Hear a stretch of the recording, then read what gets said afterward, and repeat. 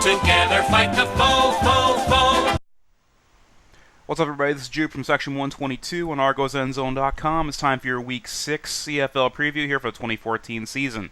As always, you can click ahead to the chapter you're interested in by pressing the See More button and clicking the corresponding time to the chapter you're interested in seeing again. But before we get into this week, let's take a look at some of the highlights for the Argos last week.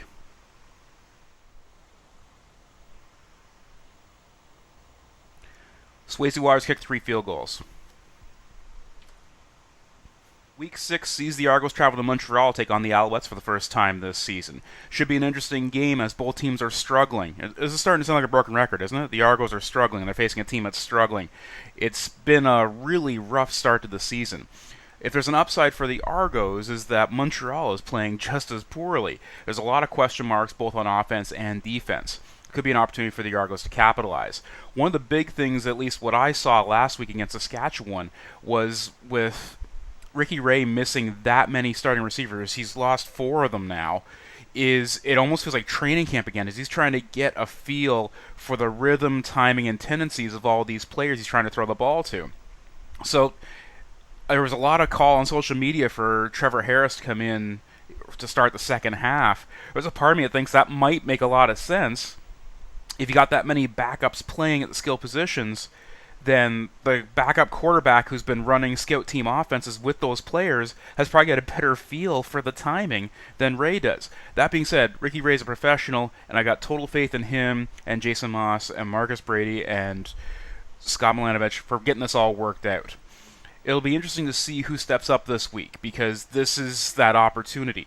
No team in the East has more than 1 win, so that's why, as poorly as the Argos are playing right now, the entire division is crapping the bed on a regular basis, so the opportunity is still there.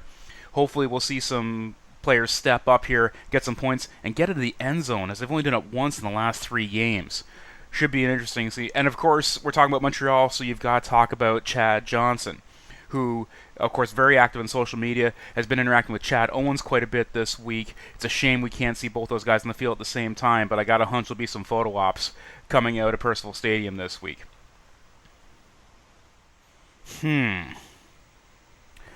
So your fantasy pick this week. Like I said, I'm feeling like the angel of death. Every time I put somebody on there, it goes badly.